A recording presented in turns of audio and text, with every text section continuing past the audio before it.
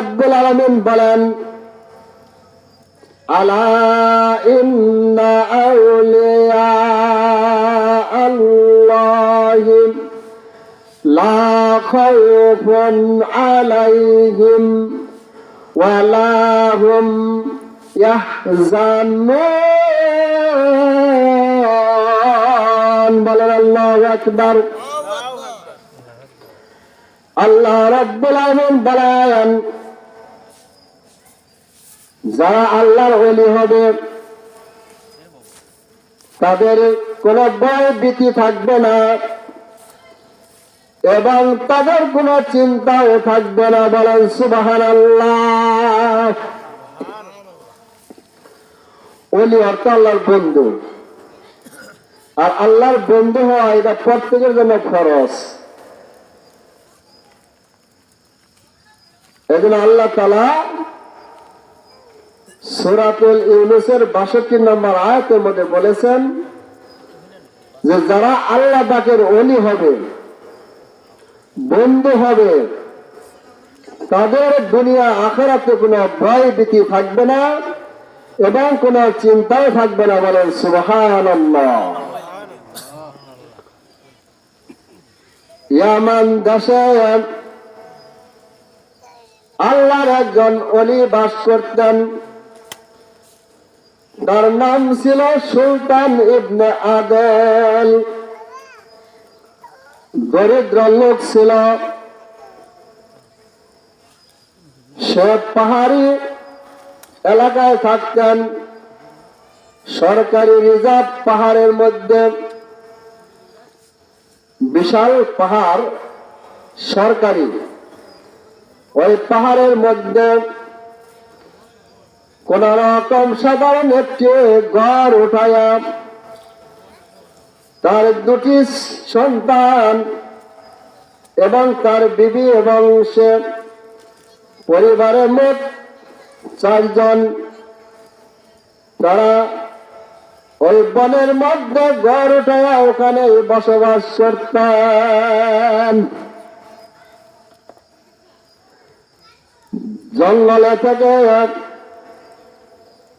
মরা গাছের ডাল কাঠ কেটে কেটে সংগ্রহ করে বাজারে বিক্রি করতেন এবং বিবি বাচ্চা নিয়ে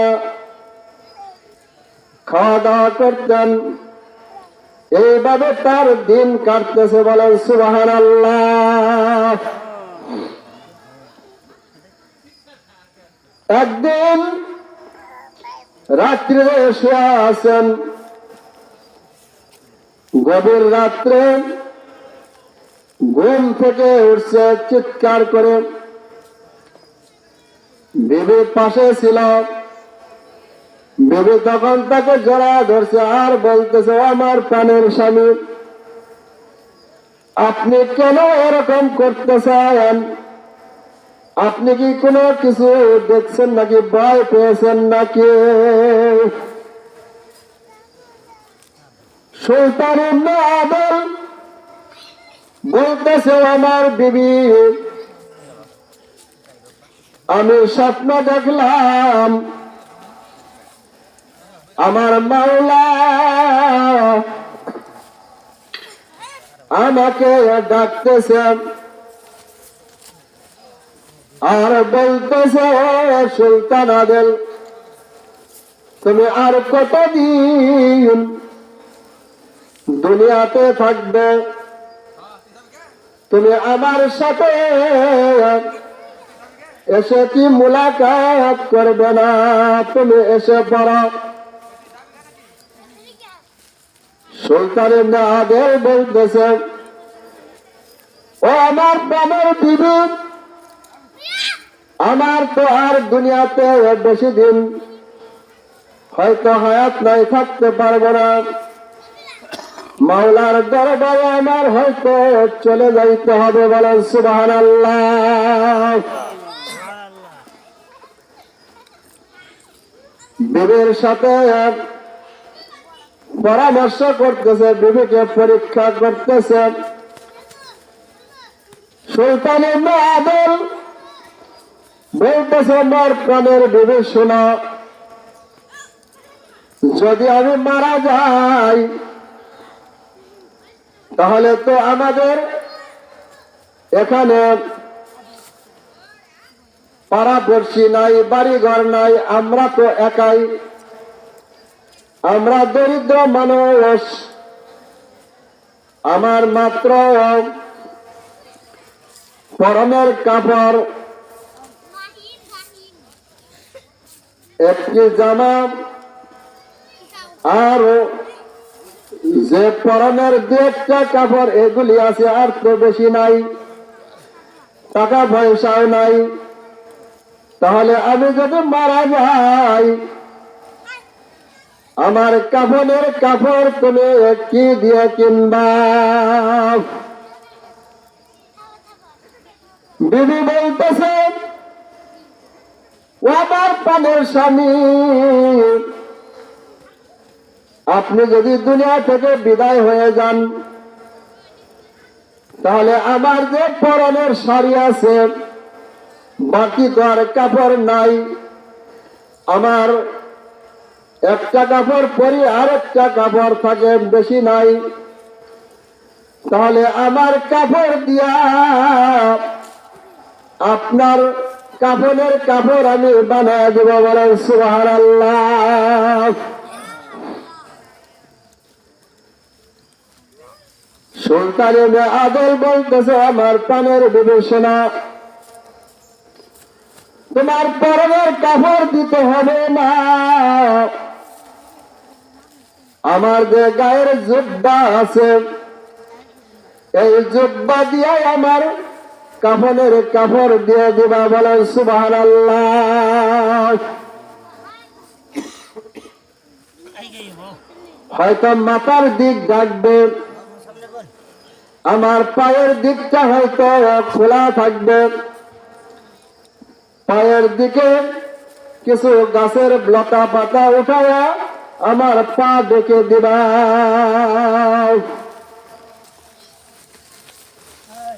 বিবি বলতেছে, ও আমার প্রাণের স্বামী, কাফনের কাপড় তো আপনার জামা দিয়া দিব শুনলাম, কিন্তু আপনি যদি বিদায় হয়ে যান, এখানে তার মানুষ নাই, আপনার জন্য কে কবর খনন করবে, কে গোসল দোয়াবে, আপনাকে কে লাশ নেওয়া যাবে, কে জানাজার নামাজ পড়াইবে? আল্লাহ রাব্বুল আলামিন কোরআনুল কারীমের মধ্যে ঘোষণা করেছেন, وَمَن يَتَوَكَّلْ عَلَى اللَّهِ فَهُوَ حَسْبُهُ। আল্লাহ রাব্বুল আলামিন বলেন, যে ব্যক্তি আল্লাহর উপর ভরসা করে, আল্লাহ রাব্বুল আলামিন তার জন্য যথেষ্ট হয়ে যায়, বলেন সুবহানাল্লাহ। আল্লাহ রাব্বুল আলামিন চতুর্থ পারা সূরা আলী ইমরান 173 নম্বর আয়াতে বলেন, হাসবুনাল্লাহু ওয়া নি'মাল ওয়াকিল। আল্লাহ রাব্বুল আলামিন বলেন, আল্লাহ হলেন আমাদের জন্য বড় অভিভাবক, বলেন সুবহানাল্লাহ। আল্লাহ আমাদের বড় অভিভাবক, আমাদের গার্জিয়ান। তো মহান আল্লাহ যদি আমাদের অভিভাবক হয়, গার্জিয়ান হয়, তাহলে আমাদের আরো কোনো চিন্তা থাকে ভাই? কোনো চিন্তা ভাবনাই থাকে না। সুলতান ইবনে আদল বললেন, এই যে পাহাড়ের গুফায় একটা মসজিদ আছে, আমি প্রতিদিন এই মসজিদে যাইয়া 5 ওয়াক্ত নামাজ জামাতের সহিত আদায় করতাম।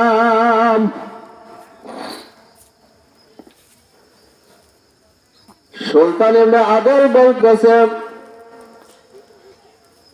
ওই ইমাম সাহেবকে ডাকার জন্য আমার ছেলেকে পাঠায়া দিবা। ইমাম সাহেব লোকজন যাই আমার জানাজার নামাজ আদায় করবে।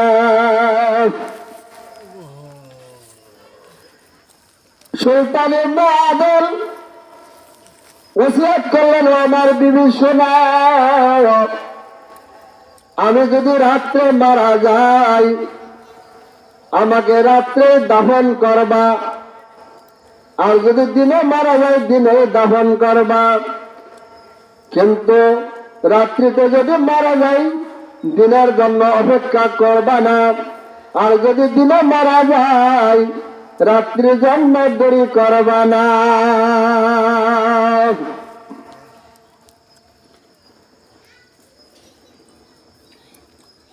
সুলতান ইবনে আদল যখন বিবিকে ওসিয়ত করলেন, বিবি বলতেছে আমার প্রাণের স্বামী, আপনি যদি রাত্রে মারা যান রাত্রে আপনার দাফন কাফনের ব্যবস্থা করতে হবে, আর যদি দিনে মারা যান দিনে আপনার দাফন কাফনের ব্যবস্থা করা হবে। তাহলে রাত্রিতে যদি মারা যান, যদি কোনো মানুষ না আসে তাহলে আমি কেমন করব?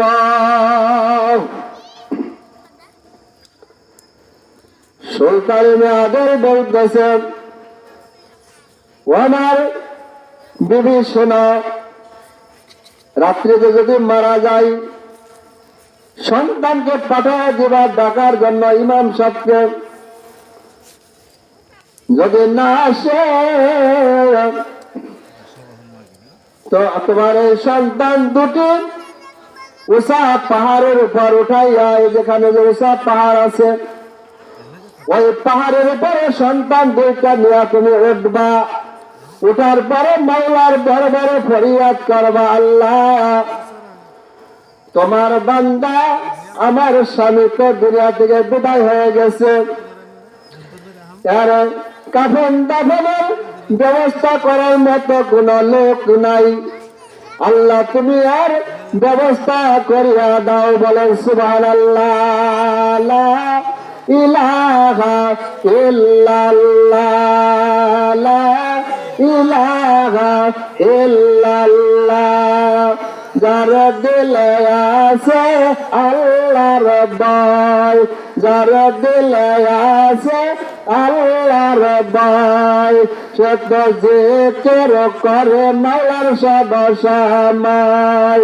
আহারে মেয়েরা ভালো লাগে না তার, ভালো লাগে শুধু ইল্লাল্লাহ, লা ইলাহা ইল্লাল্লাহ, লা ইলাহা ইল্লাল্লাহ, লা ইলাহা ইল্লাল্লাহ মুহাম্মাদুর রাসূলুল্লাহ সাল্লাল্লাহু আলাইহি ওয়াসাল্লাম।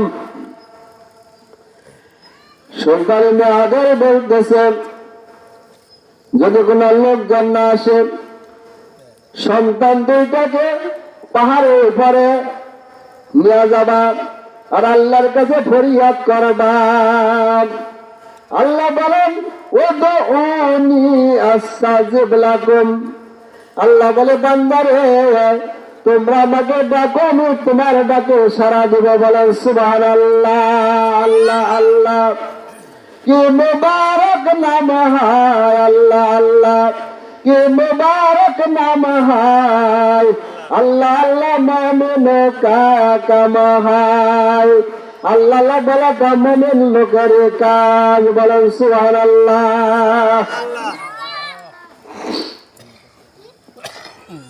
সুলতান ইবনে আদল বিবির সাথে আলোচনা করলেন প্রতিদিন 5 ওয়াক্ত নামাজ ওই পাহাড়ের দিকে অনেক দূরত্ব, উঁচু পাহাড়, ওই পাহাড় থেকে নামিয়া ওই দুপার মধ্যে মসজিদ আছে, সেখানে যাওয়া জামাতের সহিত নামাজ আদায় করতে বলেন সুবহানাল্লাহ। তো সুলতান ইবনে আদেল বলতেছে, স্বামী স্বপ্নে তো মানুষে অনেক কিছুই দেখে, আপনি স্বপ্ন দেখছেন আপনি এখনই কি মারা যাবেন? সুলতান ইবনে আদেল বলতেছে, যদি মারা যায় তাহলে তুমি আমি যেভাবে ওসিয়ত করলাম এইভাবে তুমি কাজ করবা।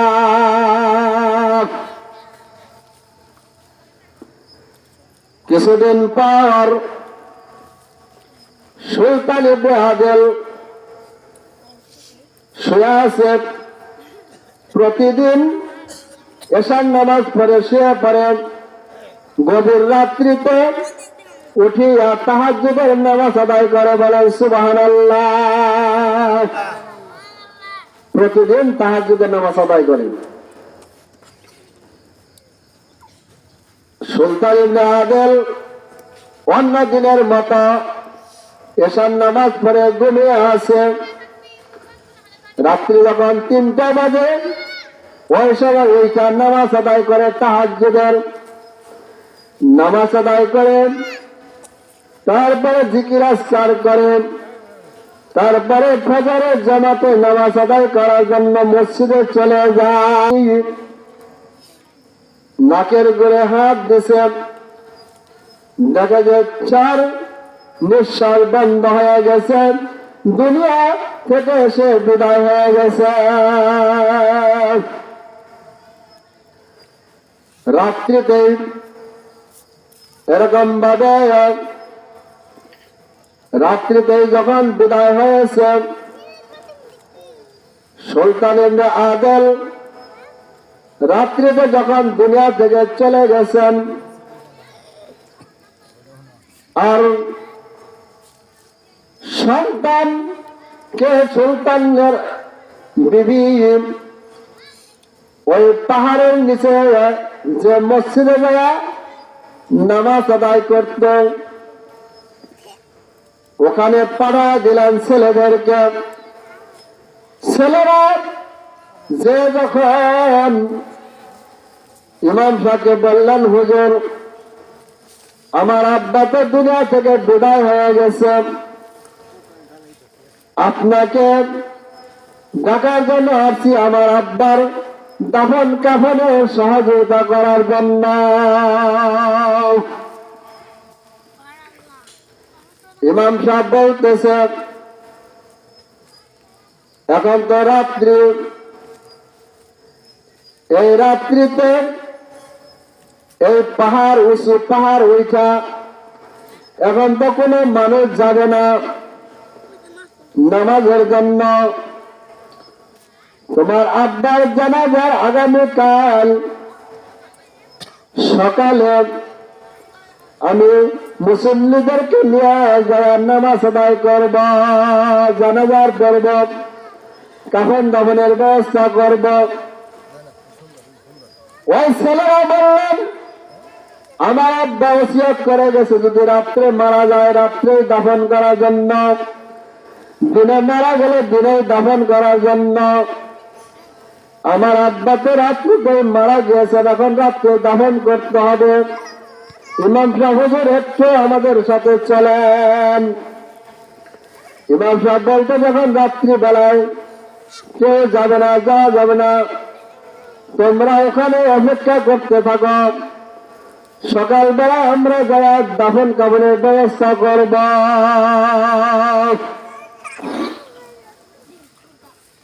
ছেলে 2টা বাড়িতে ফিরে আসলেন। আসার পরে মাকে বলতেছেন, না রাত্রি করে তো হুজুর আসলো না, উঁচু পাহাড় বায়া বায়া উঠতে হয়, কোন মানুষ তো পেলাম না, কি করা যায়? সুলতান ইবনে আদেলের বিবি বলতেছে, তাহলে এক কাজ করো, তোমার আব্বা যে ওসিয়ত করে গেছে, আমার কাছে বলে গেছে সেই ওসিয়তটা আমি পালন করব। ওই ছেলে দুইটাকে নিয়ে স্বামীর ওসিয়ত মতো সুলতান ইবনে আদলের বিবি উঁচু পাহাড়ের মধ্যে যায় মাওলার কাছে দুই ছেলেকে ডরায় আল্লাহর দরবারে হাতুড়া কাকুতে মিনতি করতেছে, আমার মাওলা, আমার স্বামী তো দুনিয়া থেকে বিদায় হয়ে গেছে, আমার স্বামীর দাফন কাফনের ব্যবস্থা তুমি করে দাও। কদরে কুদরত দারি খরচে কোনে মুর্দারা জাহানকে বক্সি জিন্দা রবে যা কোনে। আল্লাহ রাব্বুল আলামিন মুহূর্তের মধ্যে জিন্দাকে মৃত্যু দিতে পারে, মৃত্যুকে জিন্দা করতে পারে, দরিয়াকে পার করতে পারে, পাহাড়কে দরিয়া করতে পারে, রাজাকে রাস্তার ভিখারি বানাইতে পারে, রাস্তার ফকিরকে বাদশাহী দান করতে পারে। বলে সুবহানাল্লাহ। আল্লাহ পারে না? পারেন। মুহূর্তের মধ্যে আল্লাহ তাআলা সব কিছু করতে পারেন।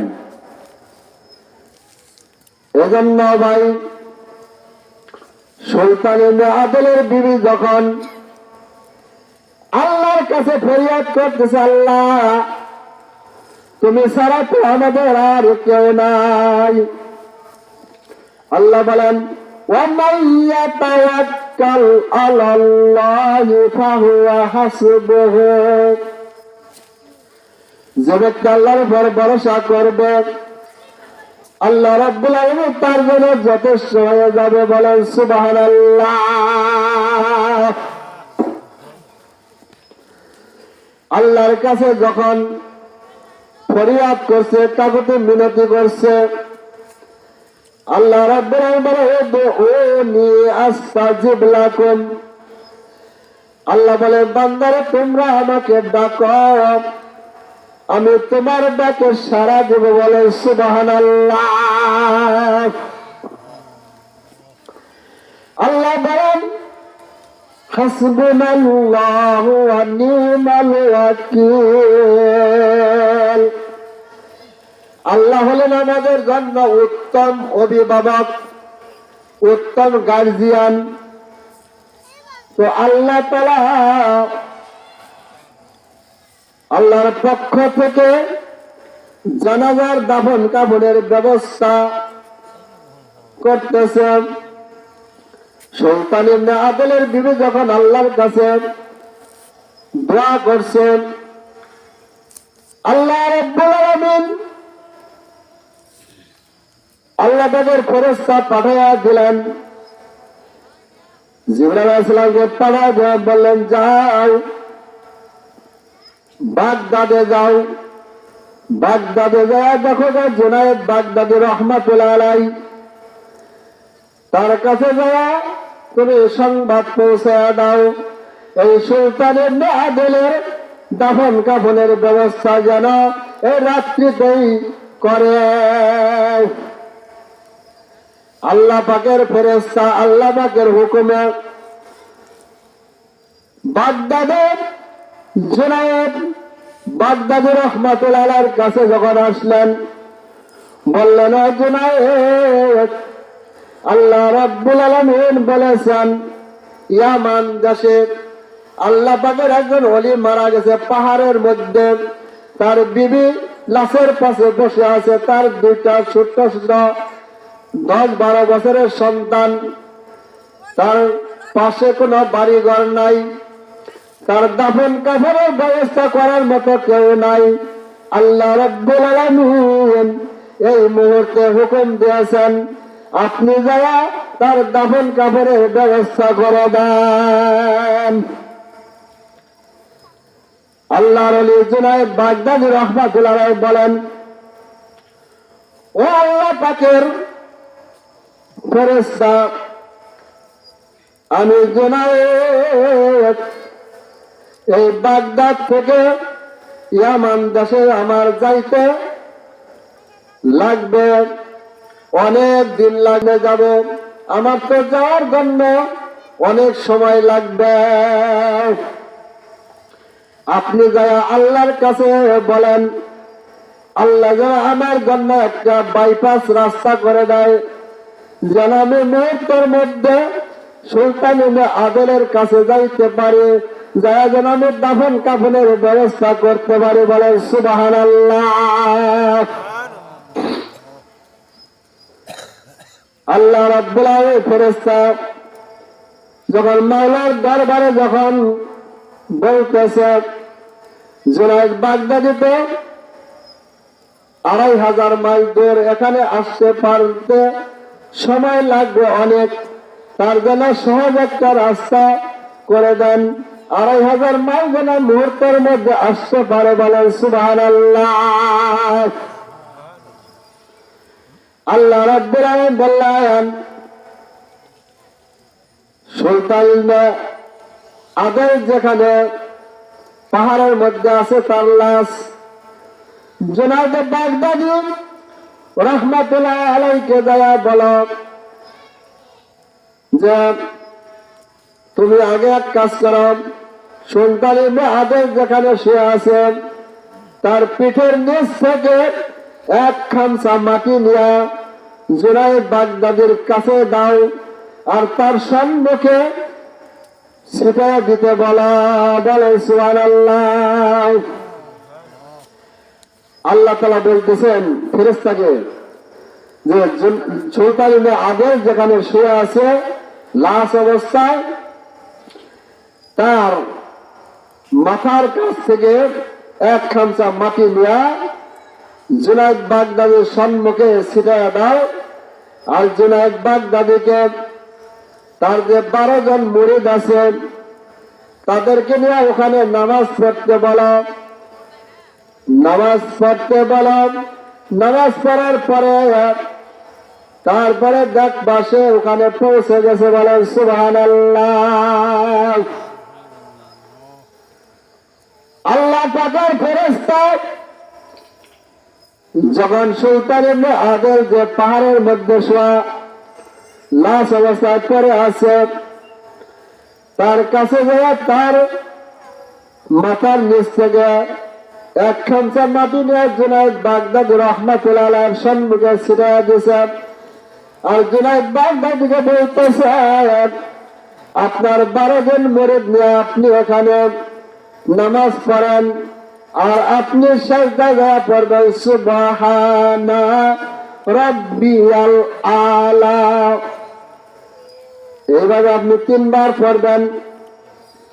পড়ার পরে আপনি সিজদা থেকে যখন মাথা উঠাবেন তখন দেখতে পারবেন আল্লাহ পাকের ফেরেশতা সুলতান ইবনে আদলের মাথার কাছ থেকে মাটি নিয়ে গেলেন।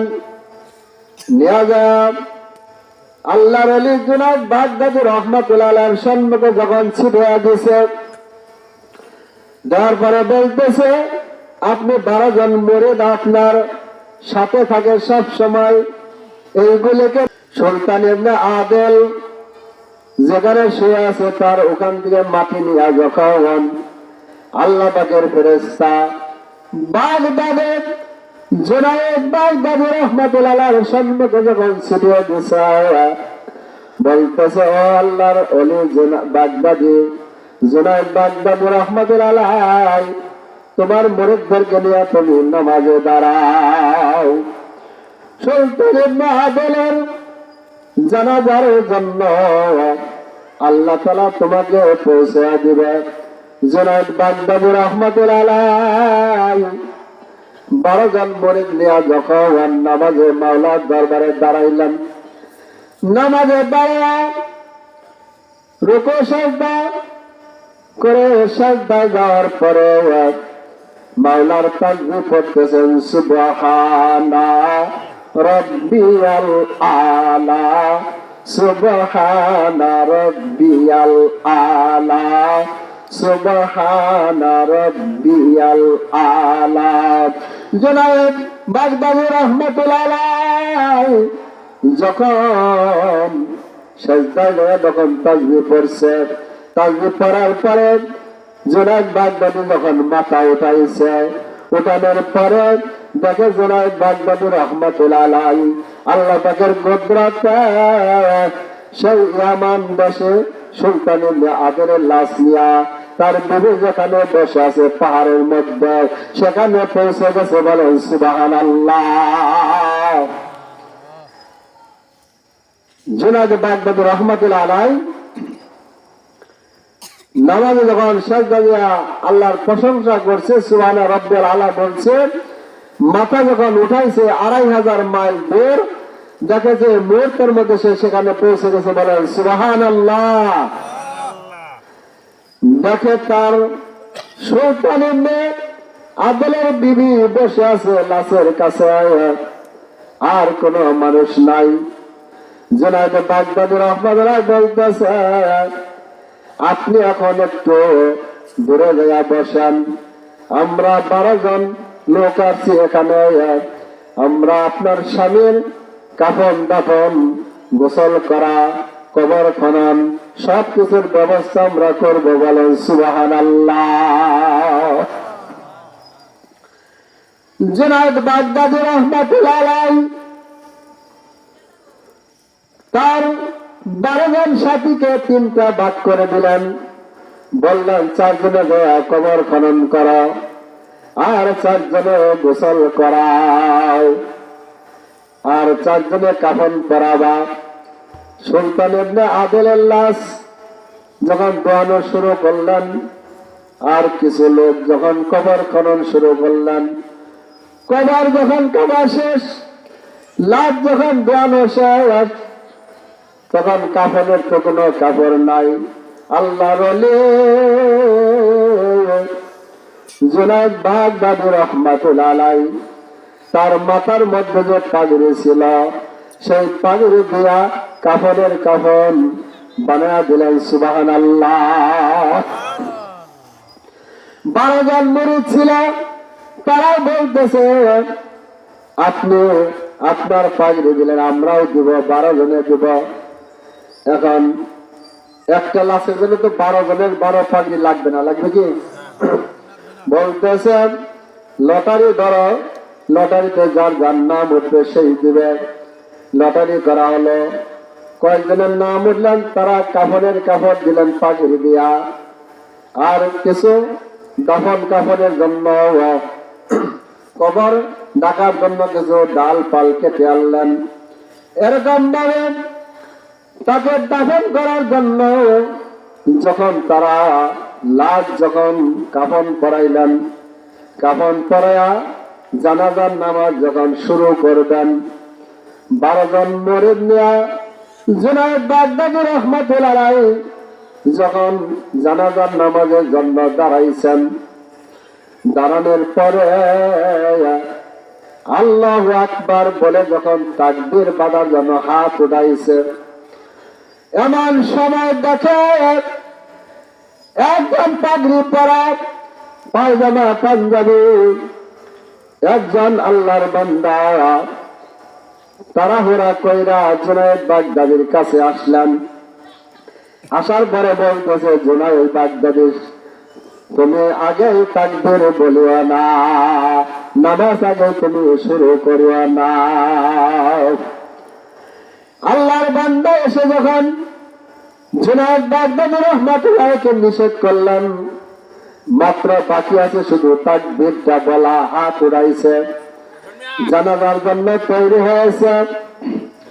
এমন সময় যখন নিষেধ করেছে, জুনায়েদ বাগদাদি রাহমাতুল্লাহ আলাইহি নামাজ আরম্ভ করে নাই।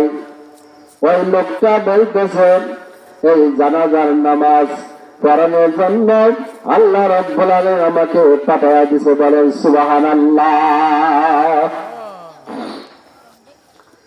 বলতেছে, আমি নামাজ পড়াবো, আর এই যে আমার একটা ব্যাগ আছে, এই ব্যাগের মধ্যে কাফনের কাপড়, এই কাফনের কাপড় দিয়া সুলতান ইবনে আদলের লাশের মধ্যে এই কাফনের কাপড়টা দিয়ে দাও। তখন ব্যাগ থেকে জুনায়েদ বাগদাদি রাহমাতুল্লাহ কাফনের কাপড়টা বাহির করিয়া সুলতান ইবনে আদলকে আবার পড়ায়া দিলেন। আর ওই আগন্তুক ব্যক্তি জানাজার নামাজ পড়াইলেন, কেউ ছিল না। জানাজার নামাজ যখন পড়াইলেন, পড়ানোর পরে ওই ব্যক্তি যখন চলে যাচ্ছে, জুনায়েদ বাগদাদী রাহমাতুল্লাহ যাওয়ার জন্য যখন রওনা দিছে, তার জামার মধ্যে তাইনা ধরছে, বলতেছেন আপনি আসলেন আর আপনি কে? আমাকে জুনায়েদ জুনায়েদ বলে নাম ধরে ডাকলেন, আর আপনি ইমাম সাহেব হলেন। আপনি পরিচয় না দিয়ে এখান থেকে চলে যাবেন, আপনাকে যাইতে দেব না।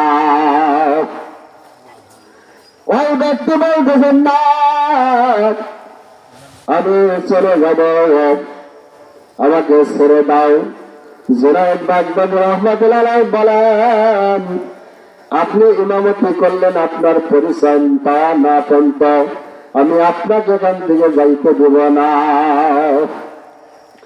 জুনায়েদ বাগদাদী রাহমাতুল্লাহ যখন বলছেন, ওই ব্যক্তি জুনায়েদ বাগদাদী রাহমাতুল্লাহ কানে কানে বলতেছে, জুনায়েদ শোনো, আমাকে মানুষে খিজির আলাইহিস সালাম বলে ডাকে, বলেন সুবহানাল্লাহ।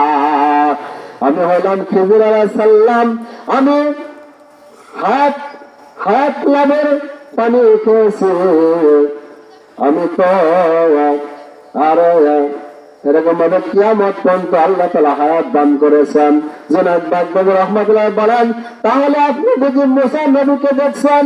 সে বলতেছে, মুসা আলাইহিস সালামকে দেখেছি, আমি অনেক নবী দেখেছি, আল্লাহ রাব্বুল আলামিন কিয়ামত পর্যন্ত আমার হায়াত দান করেছে, বলেন সুবহানাল্লাহ।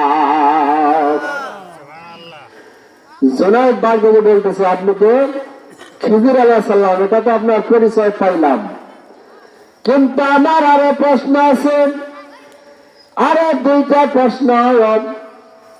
আপনি এখানে যে নামাজ পড়াইলেন, আমরা হইলাম মাত্র 12 জন লোক, আর আপনি একজন 13 জন, তাহলে এখানে আপনি যে তাকবীর বললেন, এত জোরে জোরে কেন তাকবীর বললেন?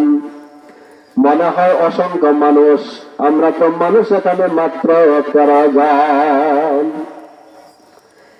এখানে আমরা যে কয়েকজন মানুষ আছি 20-25 জন, এখানে তাকবীরটা মাইক দিয়ে বলতে হবে না, এমনি বললে শোনা যাবে না। ওই ব্যক্তি এমন জোরে তাকবীর বলছে, অনেক দূর পর্যন্ত গেছে গান। জুনায়েদ বাগদাদী রাহমাতুল্লাহ বলেন, এত জোরে আপনি তাকবীর দিলেন, এর কারণ কি? এটা আপনি বলেন। ওই ব্যক্তি খিজির আলাইহিস সালাম বলতেছেন, ও জুনায়েদ শোনো, আমি মনে করছিলাম তুমি আল্লাহর ওলি, তোমার কাশ্য খোলা, আসলে তো তোমার কাশ্য খোলা নাই, তুমি আল্লাহর ওলি হয়েছ, কিন্তু তুমি বাহ্যিক চক্ষু দিয়া দেখলা, কিন্তু তুমি বাতিনি চক্ষু দিয়া দেখলা না। আমি কেন এত জোরে জোরে তাকবীর দিলাম? এখানে আমরা তো 12 জন না, এখানে আল্লাহ পাকের ফেরেশতা আছে 12 লক্ষ, বলেন সুবহানাল্লাহ। তাহলে এত মানুষের নামাজ পড়াইলে তাকবীর যদি আসছে দেয়, তাহলে কি শুনবে? জোরে বলতে হবে না, সেই জন্য আমি জোরে বলেছি। তারপরে বলতেছেন, ওই ব্যক্তি বলতেছে, জুনায়েদ আমি তোমাকে যে ব্যাগটা দিলাম, এই ব্যাগ থেকে যে তুমি কাফনের কাপড় বাহির করেছ, এই ব্যাগের ভিতরে দেখবা 12,000 স্বর্ণ মুদ্রা আছে, আর কিছু টাকা আছে। এই স্বর্ণ মুদ্রা নিয়ে সুলতান ইবনে আদলের পীরের কাছে পৌঁছে দিবা, আর টাকা দিবা। এটা থেকে কিছু কিছু বাহির কইরা যদি খাই, তাহলে সারা জীবন খাইতে পারবে, বলেন সুবহানাল্লাহ। আল্লাহ বলেন, ওয়া মান ইয়াতাওয়াক্কাল আলাল্লাহি ফাহুয়া হাসবুহু। আল্লাহ বলেন, যে ব্যক্তি আল্লাহর উপর ভরসা করবে, আল্লাহ রাব্বুল আলামিন তার জন্য যথেষ্ট হয়ে যাবে, বলেন সুবহানাল্লাহ।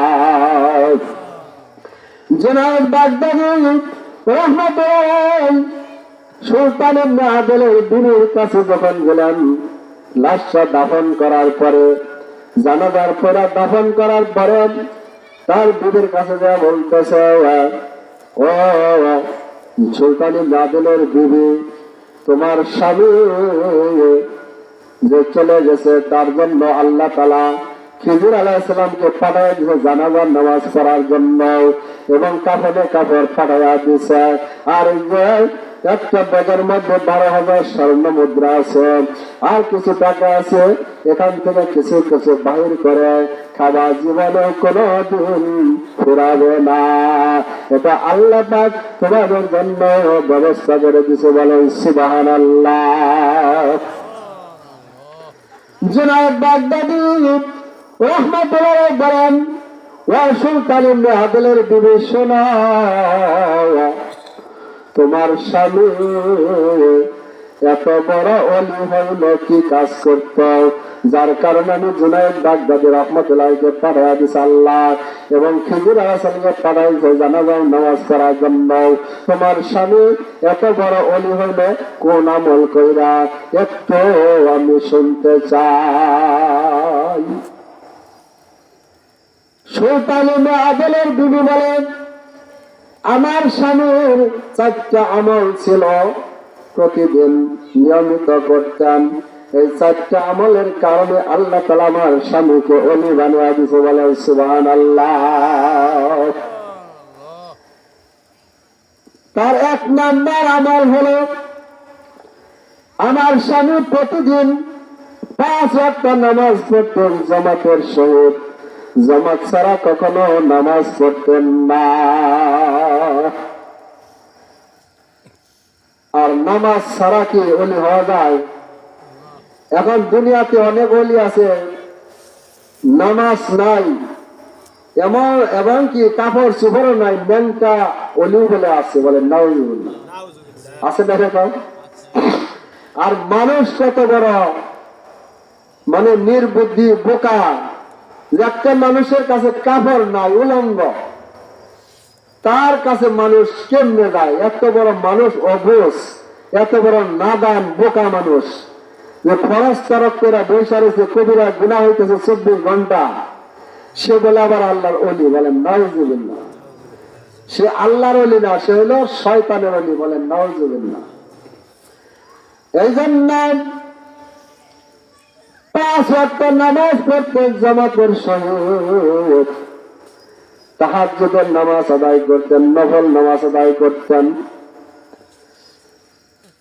তারপরে 2 নাম্বার কাজ হলো, আমার স্বামী প্রতিদিন কোরআনুল কারীম তিলাওয়াত করতেন, বলেন সুবহানাল্লাহ। কোরআনুল কারীম আমার স্বামী তিলাওয়াত করতেন প্রতিদিন। এটা হলো 2 নাম্বার আমল। 1 নাম্বার আমল 5 ওয়াক্ত নামাজ আদায় করতেন। এই জন্য নামাজ ছাড়া কেউ আল্লাহর ওলি হইতে পারে না। যারা দুনিয়াতে ওলি হয়েছে সবাই নামাজ পড়ায় ওলি হয়েছে, নামাজ ছাড়া কেউ আল্লাহর ওলি হতে পারে নাই।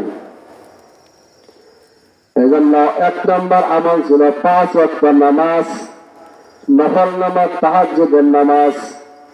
আর 2 নাম্বার কোরআনুল কারীম তিলাওয়াত করছেন।